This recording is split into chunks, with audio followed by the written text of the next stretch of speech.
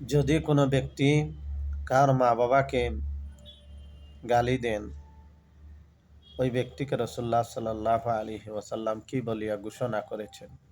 নাহমাদুহু ওয়া নুসাল্লি আলা রাসূলিহিল কারীম, আম্মা বা'দ।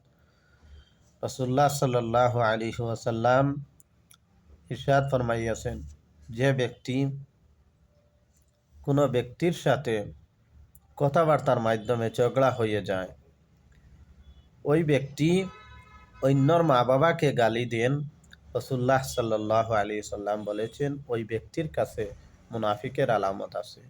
ওই ব্যক্তির কাছে মুনাফিকের আলামত আছে।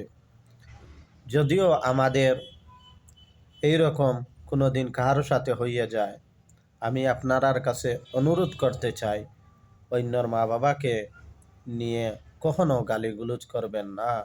কারণ যদিও একটি বলকে দেওয়ারের মধ্যে ইট্টা মারা হয়, তাহলে ওই বলটি ঘুরে দেওয়ার ফাটিয়ে যাবে না, কারণ নিজের উপরে আসবেন। তই রকম অন্যর মা বাবাকে যদিও কোনো ব্যক্তি গালিগুলাজ করে, তাহলে ওই গালিগুলাজ অন্যর মা বাবার উপরে যাওয়ার প্রথমেই নিজের মা বাবার উপরে আসবে। কারণ মা তো সবরই মা, बाबा तो सबरोई बाबा, माँ तो माँ होता है, बाप तो बाप होता है।